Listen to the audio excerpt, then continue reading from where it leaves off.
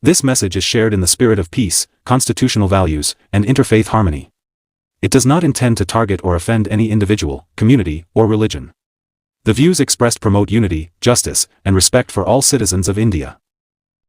My dear friends and fellow citizens, as is my custom, I wish to take the opportunity of the dawning of another year to wish all our viewers, particularly from Goa, a new year full of the Almighty's blessings in their lives and endeavors.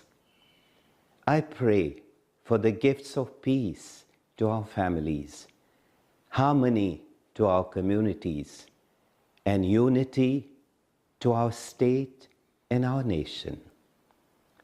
While greeting you, I cannot but also express my deep anguish at the growing sense of insecurity being created in recent times among minority communities. The unwarranted attacks on Christians during the recent Christmas celebrations in several parts of our country are a painful testimony to this trend.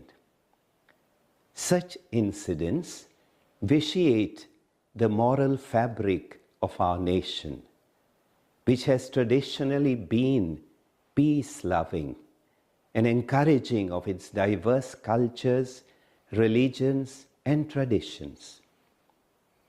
Apart from causing pain to our Christian communities, these occurrences are in blatant disregard for the sacred values India has always stood for.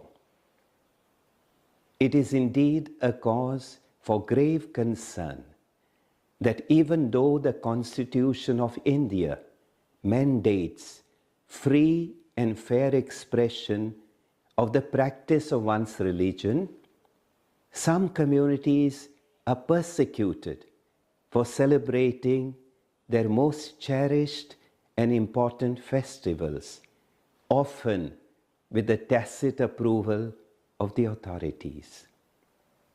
As we venture into the year 2026, we appeal to the concerned authorities at all levels to own their constitutional responsibility and moral accountability, and to act decisively and impartially, bringing the perpetrators to justice, thereby restoring the confidence of all citizens in the democratic values enshrined in the Constitution of our great nation. We also urge the overwhelming majority of our fellow countrymen who continue to stand for harmony, justice, and mutual respect to join hands to counter the divisive forces and uphold the unity of our nation. God bless our country.